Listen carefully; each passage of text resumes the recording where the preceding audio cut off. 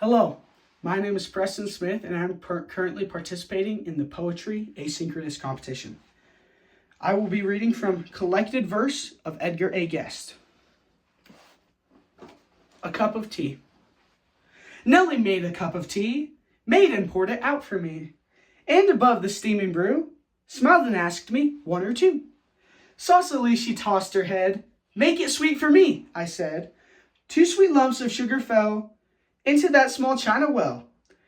But I knew the while I drained every drop the cup contained. More than sugar in the tea made the beverage sweet for me. This to her I tried to say in that golden yesterday. Life is like a cup of tea, which time poureth endlessly, brewed by trial's constant heat, needing love to make it sweet. Then I caught her looking up, and I held my dainty cup out to her and bravely said, "Here is all that lies ahead. Here is all my life to be. Will you make it sweet for me?" That was years ago, and now there is silver in her brow. We have sorrowed, we have smiled, we've been hurt and reconciled. But whatever had to be, she has made it sweet for me. Abe Lincoln. Bill and Jim drove into town on a pleasant summer day, puffed their pipes and talked of things in a friendly sort of way. Then as they were jogging on, passed a fellow splitting rails. "Who's that yonder, Bill?" says Jim. "I don't seem to know his face." "That's Abe Lincoln," answered Bill. "Got a shabby sort of place." Lawsuit going on one day, Bill and Jim had time to spare, dropped into the court a while, found most all their neighbors there. Moonlight night, one witness said, prisoner's chance mighty small. Till his lawyer rose and proved there wasn't any moon at all. "Who's defending him?" says Jim. "Rather clever, I should say." "That's Abe Lincoln," answered Bill, homely as a bale of hay. Politics was getting hot. Meetings almost every night. Orators from north and south talking loudly for the right. Then one time a chap got up, talking morals more than laws. "Who's that speaking now?" says Jim. "Think I've seen his face before." "That's Abe Lincoln," answered Bill. "Shall we go or hear some more?"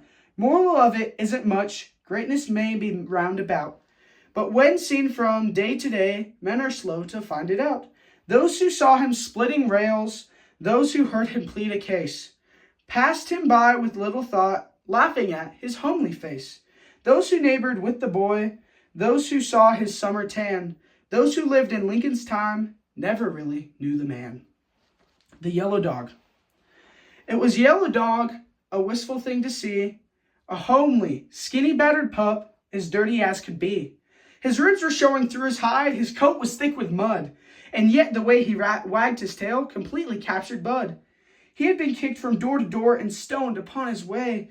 Begone was all he'd ever heard, 'twas all that folks would say, and yet this miserable cur forever doomed to roam, struck up a comradeship with Bud, who proudly brought him home. I've never seen so poor a dog in all my stretch of years. The burrs were thick upon his tail and thick upon his ears.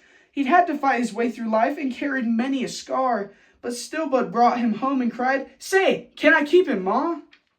I think the homeless terrier knows the age is harsh and stern, and from the shabby things of life in scorn is quick to turn.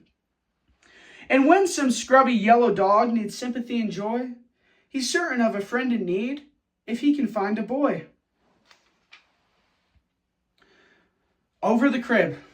Over the crib where the baby lies, countless beautiful visions rise, which only the mothers and fathers see, pictures of laughter and joy and song, as the years come sweeping us all along.